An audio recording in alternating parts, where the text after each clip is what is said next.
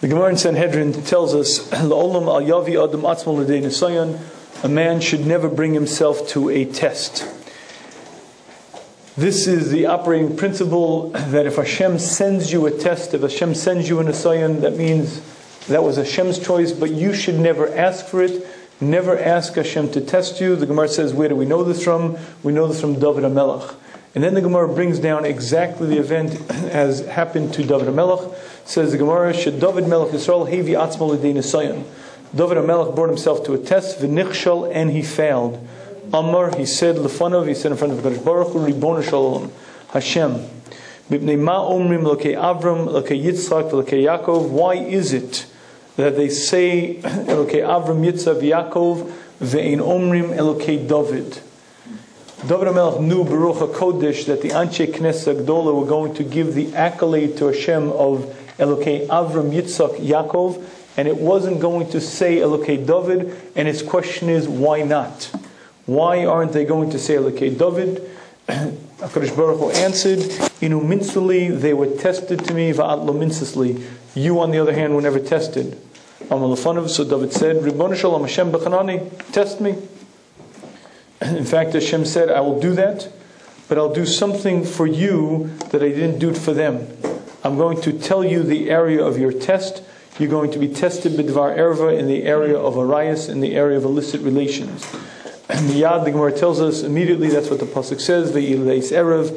It was in the evening, v'yakim David mal mishkavo. David got up from his sleep. V'yisalech agag beis hamelech. He walked on the gag, on the roof of the king's palace. It was a flat area. He went for a walk up there. Vayar isha rochetzes me'al agag. He saw in a distance a woman who was using the mikveh. He didn't see her clearly. He knew that it was a mikveh, and it was somewhat apparent that someone was in there. The Gemara tells us that Isha Tovas Marah Ma'od, the woman was very beautiful. Basheva Hava, it was Basheva. Kafai Faresha, she was in fact bathing. Also Soton Idamale Kisiparasa, the Soton came and made an image, made a mirage of a bird. It's not clear why, but David took an arrow, he shot the bird. That arrow penetrated the glass broke, and David HaMelech saw Basheva naked. Scholar, she was revealed. Miyad vayishlach David. Immediately David sent his messengers. Vayidros Isha. He told them, go bring this woman to me. Vayomer, his servant said, Hello Zos Bashevas Bas Aliyam Eshes Uriah Hiti. Isn't that the wife of Uriah Hiti? The king is asking us to bring a married woman to the king's private chambers. He said, nevertheless, do it. Vayishlach David Malachim. David sent the messengers. Vayikacha. She was taken to him, and in fact David HaMelech lived with her. Now, if you're familiar with the rest of the Gemara, you know that there was a mitigating factor in the sin, and that was that Uriah Hachiti was a warrior in David HaMelech's army. Anyone who entered David HaMelech's army, as soon as he became a soldier, wrote a get al tanai. He wrote a get on condition to his wife that if I'm missing in action or killed in battle, from this point forward, you should be divorced. Uriah Hachiti was in fact killed in battle, meaning retroactively from the time he entered the service of David HaMelech, that divorce took effect. So retroactively, David HaMelech did not live with an Eshes Ish. But here's the question. It sure did look bad. And the reality is that for the rest of David HaMelech's life, he suffered embarrassment, he suffered regret, he failed a major nisayon. And the question that I'd like to ask this evening is really quite simple. How is it possible that David HaMelech fell for the oldest trick in the book? And I want to illustrate a little bit who this man was so that you can appreciate exactly why this question is so powerful. And the Gemara in Brachos tells us, Li'olam, never in his life did David HaMelech sleep past Chatzos. He would go to sleep somewhere in the early evening hours, and then a kinor, a harp, was suspended above his bed. A northern wind would come blowing exactly at Chatzos. It would move the harp strings. He would awaken, and from Chatzos, from midnight until morning, he would be involved in the greatest level of learning. That was when he wrote Tehillim. He was a dovik to Hashem to an extent that's hard to imagine. The man was one of the holiest Jews who ever lived. And if you'd like an illustration as to how holy he was, look at this very Gemara. The Gemara says that David HaMelech asked, why is it that they call you Hashem, Elokei Avram, Yitzchak, Yaakov, and they don't call you Elokei David? Now my friends, David HaMelech was not a Baal Gaiva. He was not arrogant. His question was right on the money. You see, David HaMelech was one of the 7 greatest human beings who ever walked this planet. It's Avram, Yitzchak, Yaakov, Moshe, Aaron, David, and Shlomo. His question was, what separates the Avos from I? What makes them in a different league? But the point was, he held, and to a large extent he was correct, that he was effectively in the league of the Avos. He was one of the greatest people who ever lived. And if the question doesn't yet hit you, here is the last observation in it. And that is that the man had 18 wives. So even if he had some unusual taiva, there was some burning desire, one of his wives had to be muteres, had to be permitted to him, call one of your wives. But I don't think you really can perceive this issue until you really focus on one last Gemara. And that's the Gemara in Shabbos' description of how David HaMelech left this earth. The Gemara of Pesachim tells us that there are 7 things that are hidden from man. One of them is the date of his death. Hashem will not reveal that to a man, what day he is to die. And for some reason, David HaMelech wanted to know this. And he asked Hashem over and over, when is the day? Tell me the day. And finally Hashem said, the date I will not tell you, but the day of the week I will tell you. You will die on Shabbos. From that time on, every Shabbos, David HaMelech assumed the following minhag. At Kabbalah Shabbos, he would go into the field, and he was osik b'Torah. He was involved in Torah study from the beginning of Shabbos till the end. Torah is mogain, Torah protects. And in fact, the Gemara tells us that the very Shabbos that he was to die, the Malach HaMavis had a real problem. What was that problem? The Malach HaMavis was given the job to take David HaMelech. He went out to take David HaMelech, but he couldn't, because David HaMelech was learning, Torah protects, and the Soton stood there in abeyance, waiting, and couldn't touch the man. Finally, as it was getting late in the day, as it was after Mincha time, the Soton realized it's now or never. He was given a shlichus by Hashem, he couldn't do it, so he shook the trees, made a certain noise. David looked up, took him, and that was when he died. In fact, we don't say Good Shabbos after Mincha. One of the reasons is because that's the time that David HaMelech died. But here's the observation. Up until that point, what was the man doing? You see, he began Shabbos at Kabbalah Shabbos. He began Shabbos by going into the fields, and he was osik b'Torah. He was involved in Torah study, but not for a half hour, not for an hour after hour of uninterrupted, total, complete hasmada, complete dveikus, clinging to Hashem, to the extent that the Soton couldn't touch him. He had such pure concentration that he couldn't be broken. That's not the image of a man who's filled with desires, with lust, with taiva. David HaMelech was a man of extraordinary purity, extreme dveikus to Hashem, an unimaginable level of kedusha. And the question is, how did he fall for the oldest trick in the books? When Hashem told him the area that he's going to fail in, when Hashem told him this is what's going to distinguish between you and the Avos, how did he fail in this Nisayan? And I'd like to see if we can answer this question this evening and get a much better understanding into this whole concept called the Yetzer Hara. And to do that, I'd like to start with an interesting observation. I've often heard people say the following: "Oy, if I had a gadol Yetzer Hara. Oy, if only I had the Yetzer Hara of the Chassam Sofer, Rabbi Kveiger."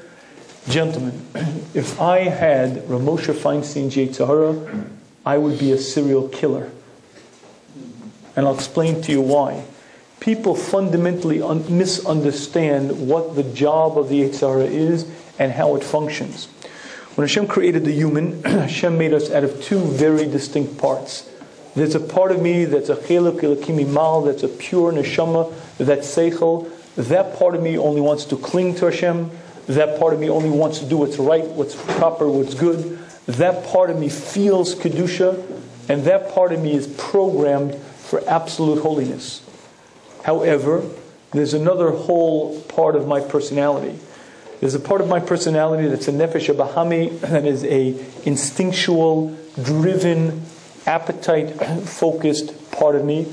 If you look in the animal kingdom, that part, the nefesh in the animal kingdom, the nefesh is the part of the animal kingdom that keeps the animal alive. It has all the drives, all the inclinations, all the desires to keep the individual alive and keep the species. In the human are all of those instincts. The I whom speaking to you am comprised of both. There's a part of me that only wants to do what's right, what's good, what's proper. There's a part of me that just couldn't care. There's a part of me that's filled with desires, base instincts, and doesn't know about anyone else's interests but my own.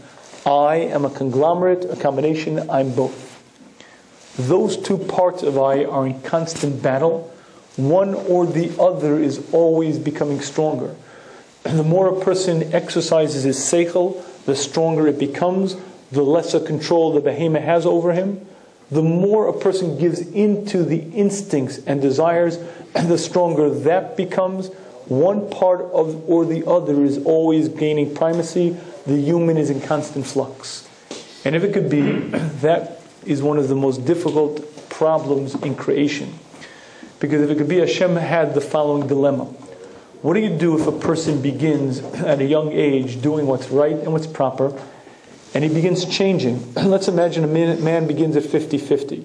But he starts following his Yetzer Tov, he listens to the Seichel, and he does what's right and what's proper. The Nefesh Bahami becomes weaker, the Seichel becomes stronger. He continues on that path, the Seichel becomes stronger, the Nefesh Bahami becomes weaker. The Seichel becomes stronger and stronger, and after a few short years, the Nefesh Bahami will be effectively moot. It would be impotent, would not affect him, and that human being would have no purpose in being in this world. You see, if there's no desire, if there's no taiva, if there's no battle, there's no purpose in your being here. The whole reason Hashem created us, the reason Hashem put us on the planet, is for us to see things and yet not see them. To want something and not want it, that battle. When I have those challenges and I decide this is what's right, this is what's proper, and I'm going to do this, because that's what the right thing to do is, that's the battle of life, that's why we're here. And if a person doesn't have that battle, lama lo chayim. And therefore, if it could be, Hashem had a problem in creation.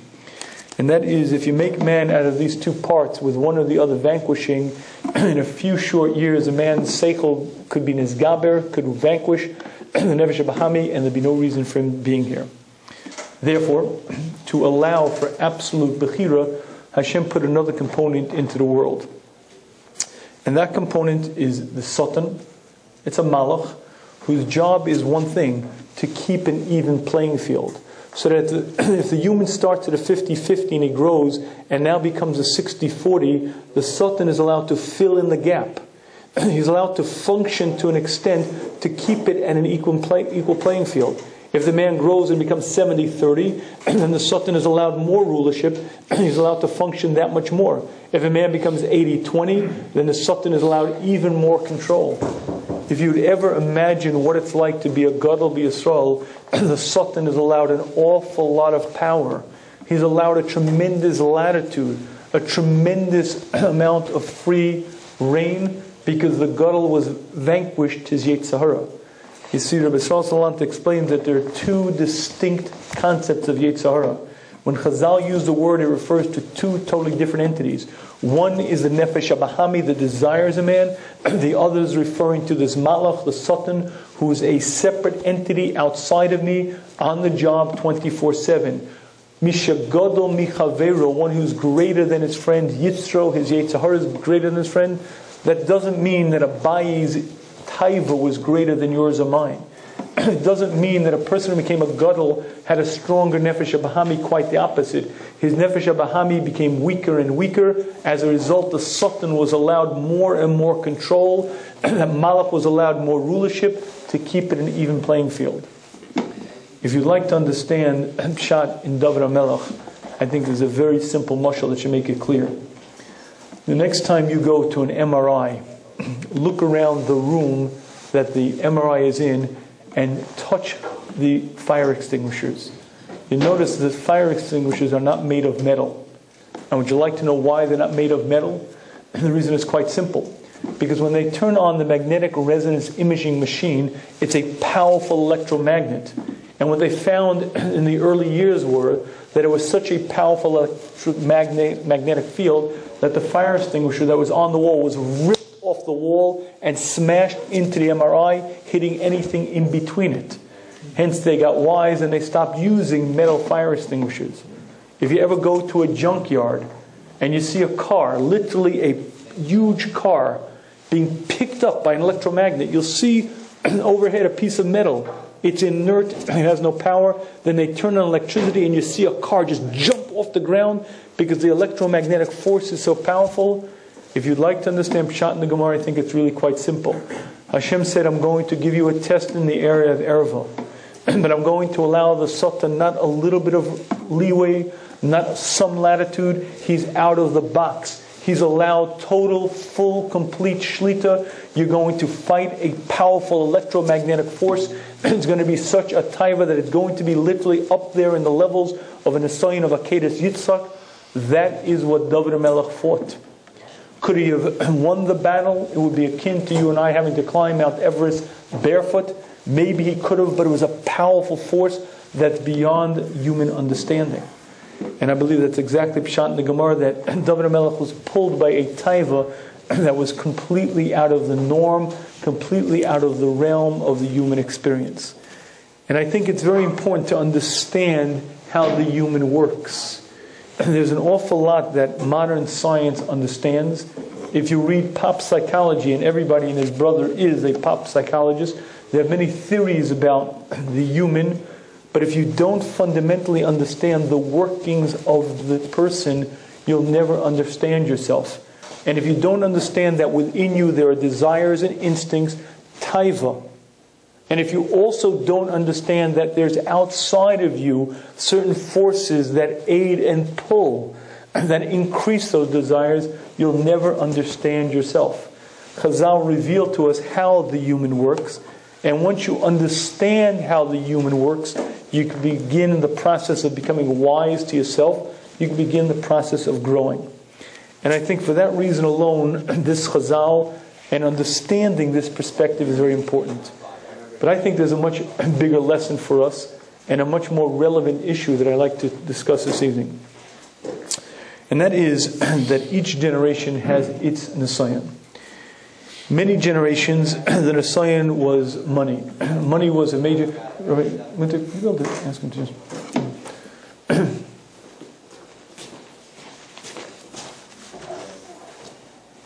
In many generations, the Nisayan was money.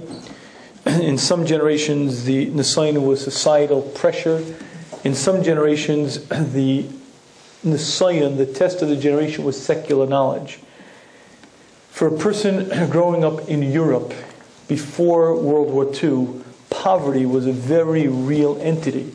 Even if you really wanted your child to learn, even if you really wanted your child to be a Talmid Chacham, it was unlikely that you would succeed. The average 13-year-old was working full-time because there was such poverty that was what was needed to keep a family supported. Even in America, in the golden Medina where things were much better, it was not that unusual to see 6-year-olds on the back of milk trucks riding to earn a few pennies. There was such abject poverty that people couldn't have the liberty of learning because they just couldn't afford it. The concept of your daughter marrying a Talmid Chacham was very rare. And you know why? It wasn't that people didn't consider learning very important, but if my daughter's going to marry a Talmid Chacham, where's the support going to come from? And poverty was a very real part of life. I don't know if you're aware of this, but the Triangle Building in Manhattan, it's right now considered a landmark. But it's actually a landmark for a very interesting reason. Because back in the 1920s, there was a fire in that building that consumed quite a few hundred children. You see, there were children working in the sweatshop there. When the children would come in early in the morning, the foreman would lock the door so that the wild children wouldn't leave their sewing machines. And that door would remain locked until the end of the day. A fire broke out in that building. Rahman al-San, the children were all trapped. And literally hundreds of children died in that fire in the Triangle Building. The point being that average children were working full days. If you were a person living in that generation and you wanted to learn Torah, it was very unlikely that you would succeed at a huge, major level, because just having enough money to eat was a challenge. And the luxury of sitting in yeshiva, spending a significant amount of time in yeshiva, was something that was reserved for a select few. In different generations, there were different types of nisyonos. If you came over to these shores in the 1920s, you're probably aware that the average person came over with a big beard and payas. Very shortly after arriving here, the beard was cut, the payas came off. Shabbos and kosher soon quickly passed as well. There was a tremendous pressure to be like the Yankee, to be like an American. They were immigrants. They looked at the old ways as primitive, and there was a huge social pressure to be like a regular American, and people gave up a tremendous amount of what was significant and important for that. In different generations, there were different types of nisyonos. There was a time when Jews, many educated, intelligent Jews, would leave the Beis Medrash for enlightenment, for secular studies, for knowledge of science and math. But I'm not talking about earning a living. I'm not talking about a career. I'm talking that they would leave learning because of the beauty of the secular knowledge. The understanding was that secular knowledge could save mankind from every ill, from everything that ailed it, and people pursued that to the extent that Rav Elchanan Wasserman was once in the Beis Medrash reading a newspaper, and some kanoi grabbed the newspaper and brought it to the Anhala, accusing Rav Elchanan Wasserman of being a maskil, an enlightened fellow.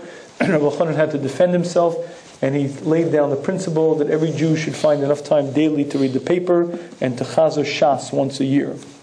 That was his answer to the fact that he wasn't a maskil. He was an enlightenment. But there were many, many fellows who were pulled out of the Beis Medrash for this desire of secular knowledge. I'll share with you a story that I got a chance to experience. My wife's friend was sitting Shiva, and it was in Worcester, Connecticut. We went to visit Nachum Oval, and one of her brothers told over the following story at the Shiva house. This woman's father had been a Rav in Worcester, Connecticut for many, many years. Part of the duties as a rabbi in the community was to visit the old age home.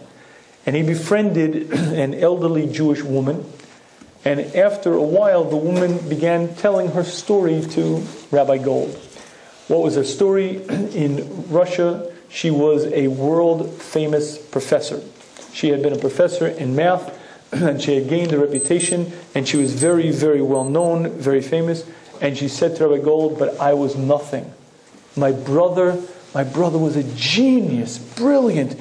He could have lit up the entire world. He would have been world famous, but he got ruined. He had this friend Ruvain. This friend Ruvain ruined him. And you know what became of him? He became a rabbi. And he opened a small yeshiva in New Jersey. Nothing became of him." Now, Rabbi Gold listened very carefully, because the woman was describing the 1950s when her brother opened the yeshiva in New Jersey. But there were no yeshivas in New Jersey except for one in a place called Lakewood. Tell me, what was your brother's name? Aaron Cutler. Why, have you heard of him? Let me tell you the rest of the story. The Alta of Slobodka saw this young 14-year-old Aaron Cutler and recognized the Eloi that he was. But the Alta also recognized that this young Aaron had a sister who was older than he, who was in the university, who was trying to pull Aaron into the universities. The Alta Slobodka took Rav Ruvain Grozovsky, made the two of them roommates so that the older Rav Ruvain should be mashpia, should affect Aaron. And in fact, Rav Aaron Cutler became the world-famous Gaon B'Yisrael of Aaron Cutler. But here's the point. When he was 14 years old, it wasn't that simple. And it wasn't that obvious. There was an allure, there was an appeal, there was a very real Nisayan. And my friends, here's the point. If a young man today wants to learn, there is no Nisayan of money. I've never yet met a 13-year-old whose father came to the yeshiva and says, "I'd like my son to learn, but I can't afford it anymore. I have to pull him out because I have to have him support the family." I never met an 18-year-old who was in that situation. By and large, everyone today has enough money to learn, certainly in high school, many in Beis Medrash, and oftentimes even in Kollel, people find a way to learn. Today, we are not driven by any lack of honor for learning. As a matter of fact, today there's a tremendous kavod that's given for learning. We're not pulled out of the Beis Medrash, we're not pulled away from learning for the beauty of being like a Yankee, like being an American. Quite the opposite. We've created such a powerful, insulated society that you'll see many guys in yeshiva who are no longer productive. And you'll ask them, so why are you still in yeshiva? The answer is, I want a good shidduch. And the type of young woman that I'm looking for wants a guy in learning. We've created such a powerful Am HaTorah that you're given tremendous amount of honor and covered for learning. And I've never met a 15-year-old in my life who snuck out of shir to go in the bathroom and read science books because he wanted to know the world out there. You see, here's the point. What's stopping a person now from growing and learning? What's stopping a person from really reaching heights in learning? It's not money. It's not the lack of honor. It's not being pulled by different winds that blow. If you look around our generation, there are no nisyonos left. There's no fight left. And I present to you that there is only one fight. And the Soton was not given permission to function in any of those areas, only one. The only area that the Soton is given permission to function in is the area called Taiva, Desire, Arayas, and the Soton is literally out of the box. And I'd like to share with you exactly what I mean. When I take my children to the zoo, my children understand that the animals behind the bars are naked. That's appropriate. They're animals. That's how they're supposed to dress. The question is, what about the people on the other side of the bars? And why are they equally naked? And I don't have a great answer to my children as to why that is. But the question is profound. Animals are supposed to dress that way because that's the way God created them. But Hashem made the human very different. Yet the average man and woman today runs around the streets like Adam and Chava before the Chet. But it's not before the Chet. And I'd like to share with you that this is rather peculiar. But not only is this rather peculiar, it's historically unheard of. In the 1920s, in this country, a woman walked around in a tremendous level of tznius. The average woman, look at pictures in the 1920s, had shirt sleeves down to her wrist and had a dress down to her ankles. It was considered vulgar in the 1920s for a woman to show her ankle in public. That's no longer the state of dress today. As an illustration, Lane Bryant was a maternity clothing manufacturer. They approached the New York Times because they wanted to put an ad in the Times. And the Times said, under no condition, we will not advertise maternity clothing in our newspaper because that's just indecent. My friends, the editorial position of the Times has changed considerably. In the 1920s in this country, it was considered a proper paper and it wasn't considered appropriate to show women who were pregnant. But that's not the world we're experiencing now. My mother grew up in Brooklyn in the 1940s. My grandfather was a regular balabas. My mother told me she was not allowed to wear lipstick until she was 18. This wasn't tznius. She one time before she was 18 forgot to wipe off her lipstick when she came home, and her father gave her a smack, a chutzpah. You walk out the way a Jewish girl, that's you walk in the street. But that's no longer the world we live in. What you see out there today is a tremendous aberration. It's a weird, weird change. And it happens so quickly. This country was founded on tremendous principles. This was a Puritan society. Women and men had a tremendous sense of decency, and in a heartbeat, in a flash of time, it all disappeared. And it disappeared in such a way, in such a quick way, that it should beg the question, what's pshat? What's going on? By the way, you may have heard of the Beatles. You may have heard of one of the racy lyrics that the Beatles wrote. In one of their songs, they were so provocative as to say the words, I want to hold your hand. And that particular lyrics got the Beatles in a lot of trouble. In the Midwest, there were many towns that held burn Beatle rallies, where they would burn the records of the Beatles. And you could see pictures today where they gathered together, the church or the civic leaders would gather together Beatle records from the children, and they made a bonfire and burnt it in the center of town because that's indecent. My friends, if you listen to what passes on the airwaves now, that's not exactly what's considered indecent. What about songs about the beauty of heroin? What about songs about killing your girlfriend? What about songs about indiscriminately shooting up policemen? And you got to wonder, what is going on? And it happened in such a heartbeat of time. Up until the 1960s, this country was normal and decent. The 1950s in America were the happy days. And if you look at people that dressed the way people acted, a man married a woman, remained married and had a child or two, bought a house in the suburbs with a white picket fence, and that's how they lived. But that's no longer the reality of society today. Society today has changed so quickly in such a strange manner that you have to ask yourself, what's pshat? And I'd like to share with you something, not from a Torah perspective and not from a moral perspective, from an intellectual, intelligent perspective. In the 1920s, Herbert Hoover was a Secretary of Commerce. Herbert Hoover made the following declaration: it is the responsibility of government to double safeguard its people. And Herbert Hoover began the precursor of the FCC, the Federal Communication Commission, because he recognized that the airwaves, radio waves, was something that passed into every house.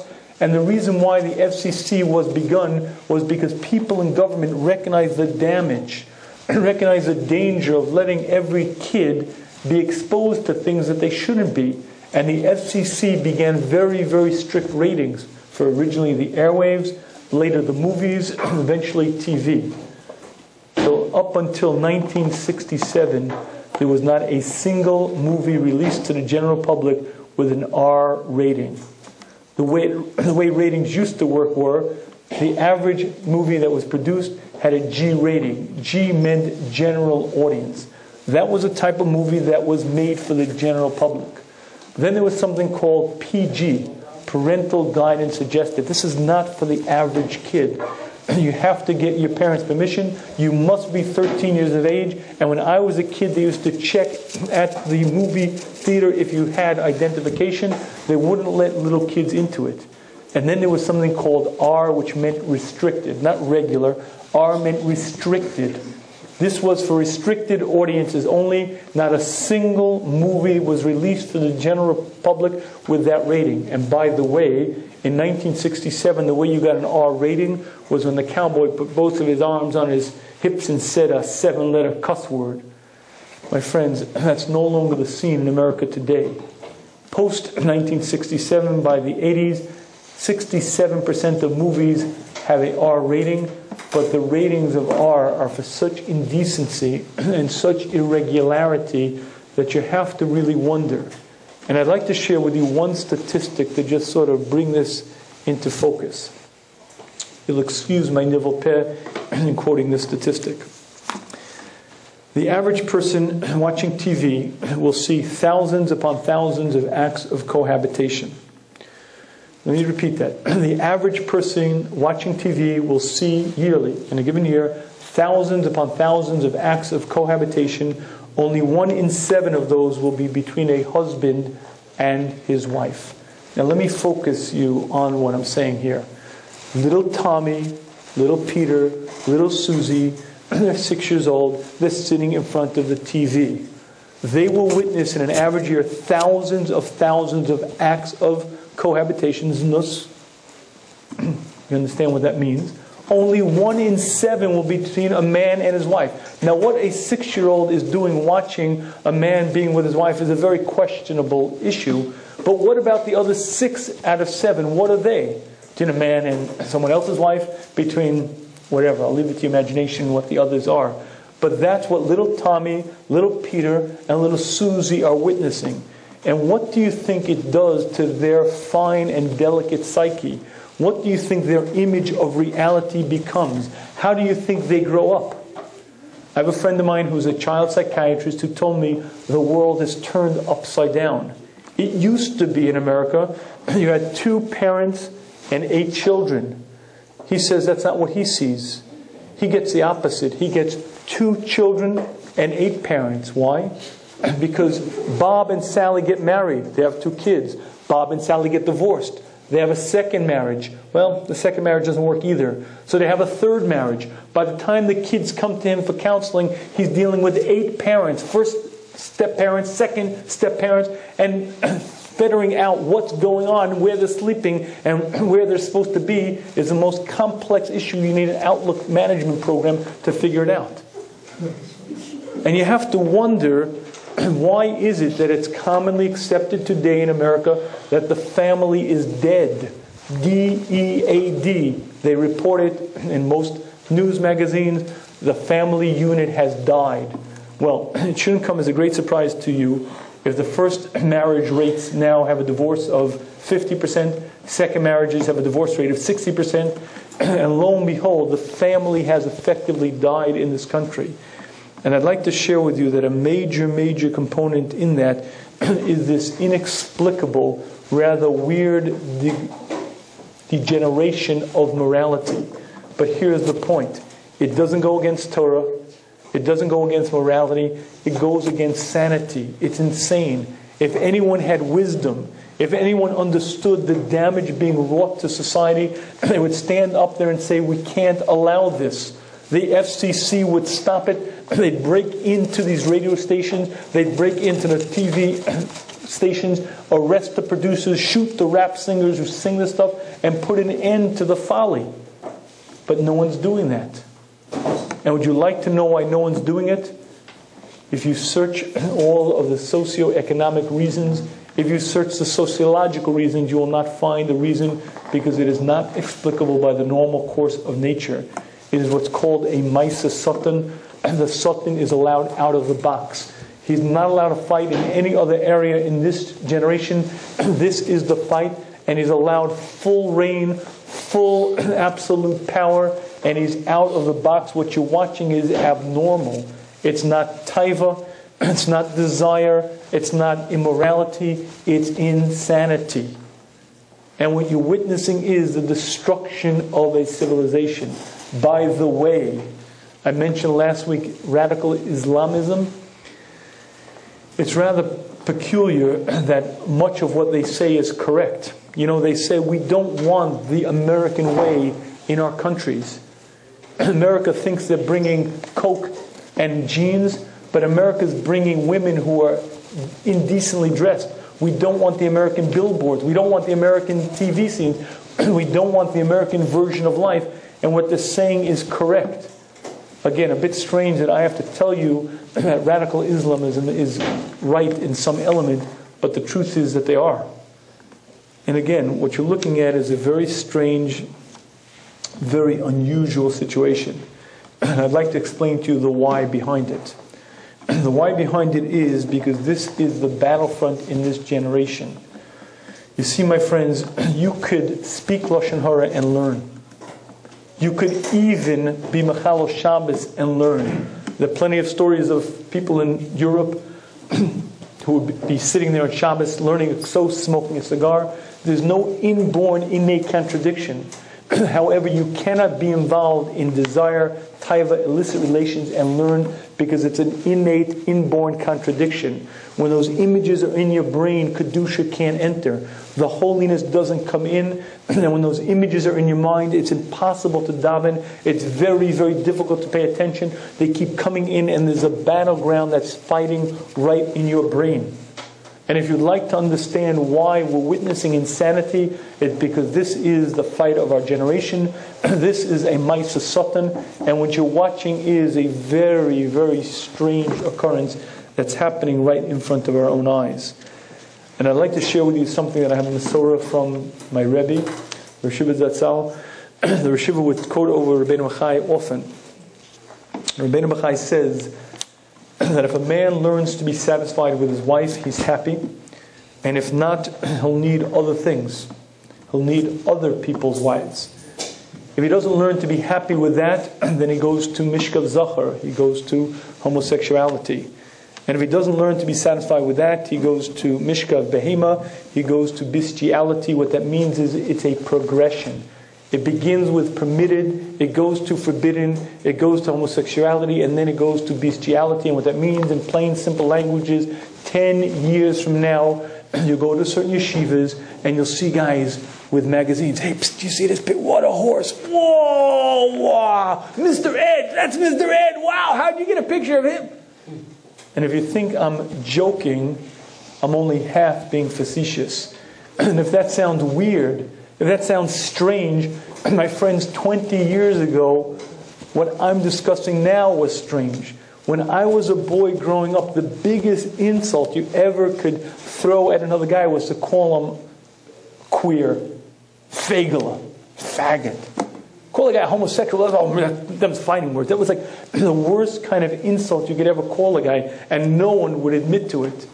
Right now, today, when you read about same-gender marriages as common as the cold, it's a very, very strange world we're living in. And don't tell me, well, that's the inclination of people. Up until the 1960s, the American Psychiatric Council deemed that to be a deviant, diseased state that could be cured. It's no longer cured. It's now permitted. You now get health benefits. You can now have Robert and Paul marry into holy matrimony. Robert, you're so sweet. No, Paul, you're so sweet. No, you. No, you. You may now kiss the... What? And what I'm saying to you is that 40 years ago, people would have laughed. They would have thrown tomatoes. They would have thrown cans. No one would have believed it. But it's now so common that it's accepted in state after state. And the only question is, which state is next? And what you're watching is a downward spiral that's so peculiar and so weird that it cannot be explained according to the normal course of nature. It is the Soton, out of control, out of the box, allowed full reign over this area. However, all of this does not touch on a recent innovation, and that's called the internet. It is my position that if you were to take the Gedolim of Stone Va'amora, if you were to take the really most decrepit, most vile leaders of that generation, put them on the internet for a half hour, they would fall on their face and say, we humbly submit, we were no ones, we were tiny, you guys grew in such decadence and immorality, we can never dream of this stuff that you're showing to the average kid on every single website. It's unbelievable. We were nothing compared to you. And in a few quick clicks of the mouse, you can witness every imaginable type of depravity, weird, sick. I'm not discussing taiva. I understand desire. I understand natural things. I'm talking about the most heinous, disgusting, unimaginable, indescribable things that human beings can be involved in. And by the way, if you don't believe me, read the FBI statistics.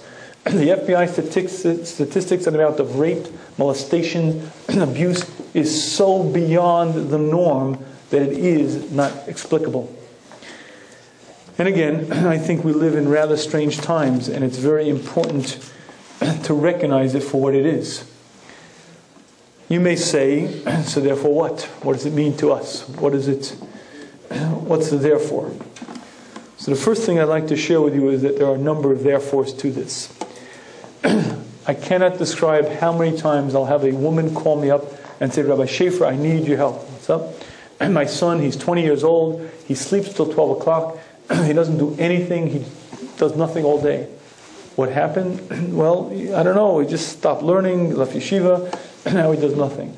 So I'll do the typical interview intake questions. I'll ask her, in grade school, did he function? Oh, he learned very well. What about secular studies? Secular studies also.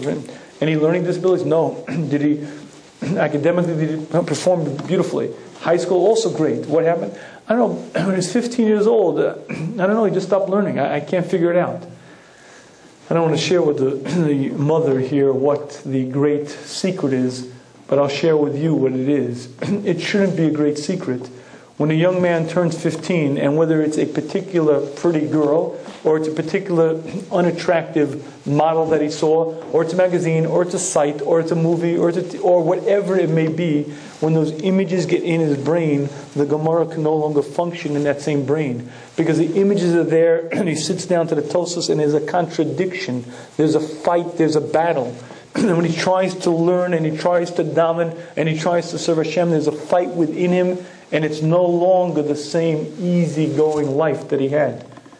Would you like to know why there's so many youth at risk? A tremendous question. And I'm not blaming it all on one issue. There are many issues, but I guarantee any kid that you find is labeled youth at risk, there's a major element of taiva, major element of this functioning in him, because that's what causes the unrest. That's what causes this tremendous battle within him. And so there is a tremendous lesson for us in this. The first lesson is, as a parent, as a concerned citizen, do everything in your power to protect kids. And when I say protect kids, that means from the youngest age, from 5 and 6 years of age up until 99 years of age. Do everything in your power to protect them from the media, from what's out there in the world, because it's not decadent, it's destructive. It destroys Kedusha, it causes such battles, it destroys the human being.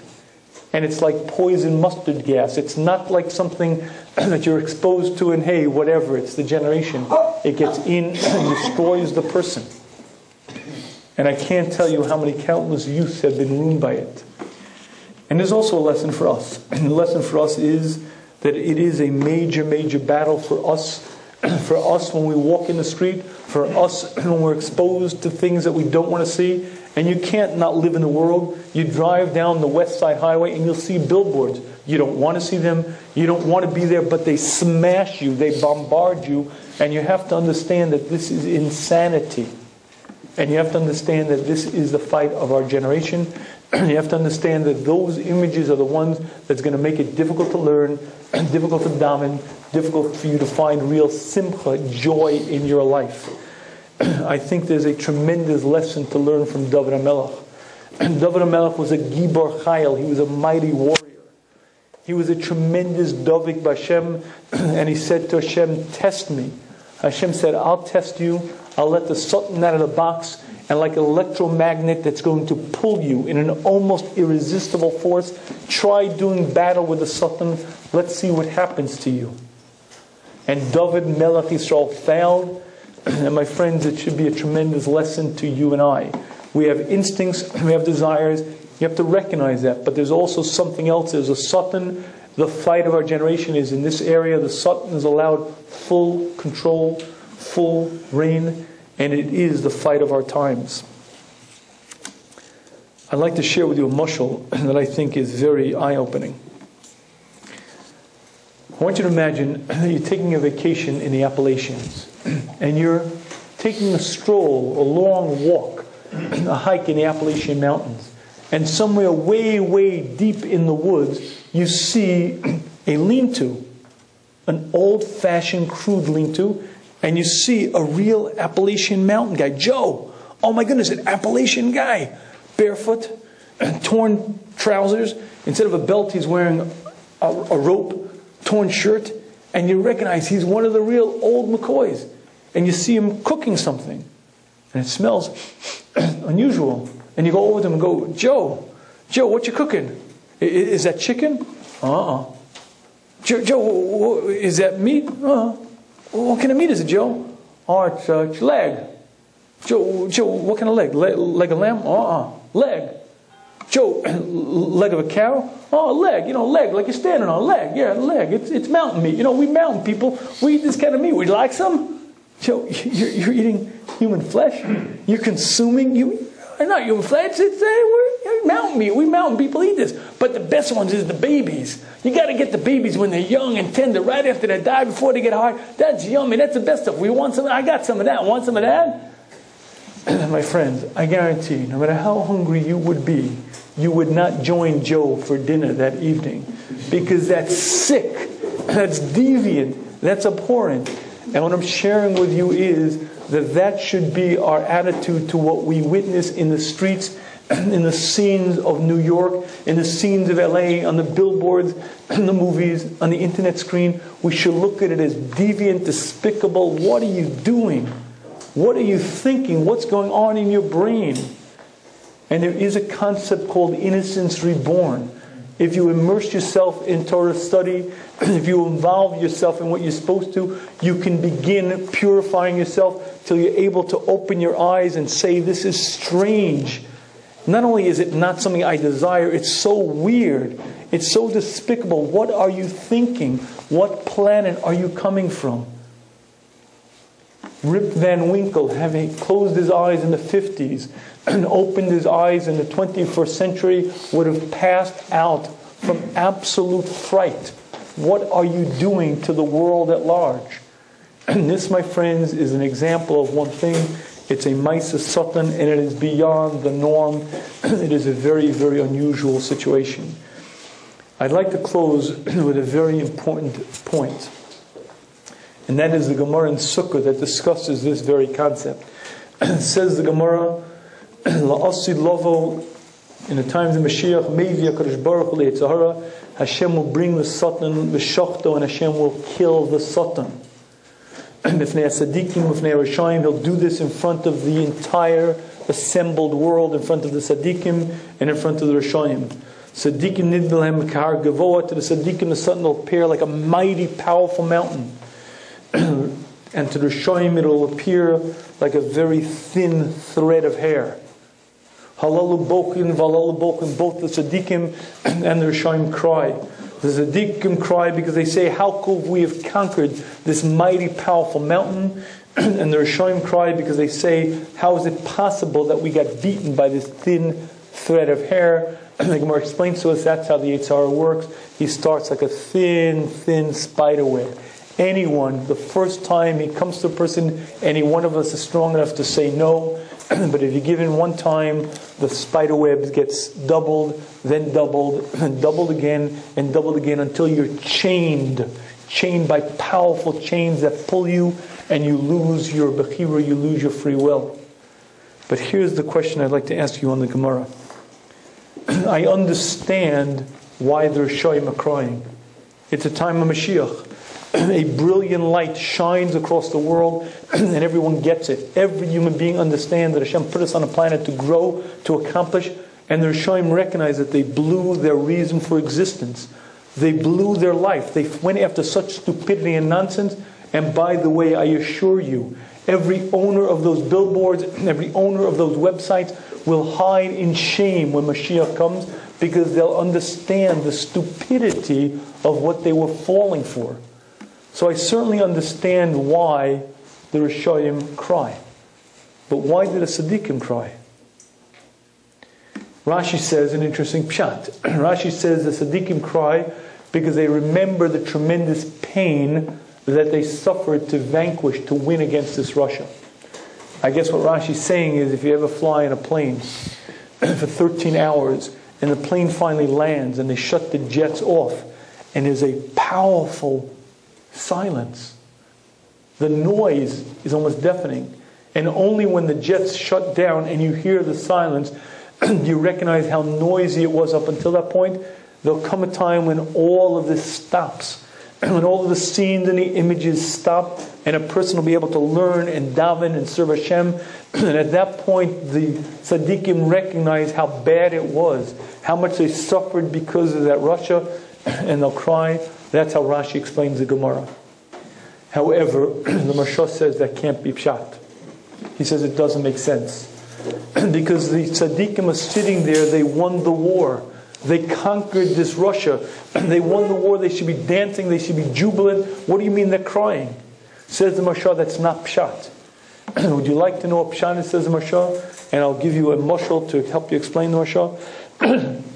When I was a number of years back, I injured the muscles in my back, and one of the fellows in the community told me, you got to go down to the gym. There's a coach there who'll show you how to work out. You'll be all better in no time. Anyway, I went down to the gym. In fact, I learned how to work out. I spent a good amount of time in the gym, and my back got much better. Along the way, while I was working out, there was another fellow from yeshiva who went to the same gym. This fellow had very little background in sports, never played ball as a kid. He went there because he wanted to improve his health. In any case, he says to me one day, that coach is so weird. Every time I get the motion right, I get the lift right, and I get it perfect, the coach goes and puts more weight on the bar. What's wrong with that guy? It took me a little while to adjust to the fact that this fellow didn't quite get the point. You see, progressive weight training means you put more weight on the bar because you challenge the body responds, and you become stronger. The game is not about lifting the bar, it's about challenging the body to grow. Marshall explains that's exactly why the Tzaddikim cry. You see, the Soton was put in the world to even out the balance. You see, the Soton is like a personal trainer. He's on the job 24/7 to challenge you, to give you that opportunity to exercise your bechira, to give you the chance to grow. And what that means is, it may not always be sweet, it may be difficult sometimes, but he's there in the end of the day for your benefit because he's helping you grow. And what that means is, when you're sleeping so soundly in bed, and he's sitting there pacing at the foot of your bed, and he's waiting for you to get up in the morning, and he's saying, oh, I got a good one. Watch this one. You went to a wedding last night, Shmuel, right? Then there was some attractive women that sort of caught your eye, right? As soon as you get up, wait. And as soon as you open your eyes, before you say Modani, boom, the image is right in your brain. Stop it, well, leave me alone. Come on, cut it out. And then in Shachris, you're in the middle of a great Shmon Esrei, and you're davening, your mom is speaking right to Hashem, and then boom, she's back. What do you get out? Stop it. I don't need this. This is not what I need. And the answer is you do need that. Why? Because that's your chance to grow. By forcing it away and clinging to Hashem despite this, by learning despite this, by davening the right way despite these things, that's how you're exercising your bechira, and that's how you're growing. And the tzaddikim cry because they understand the value of the Soton.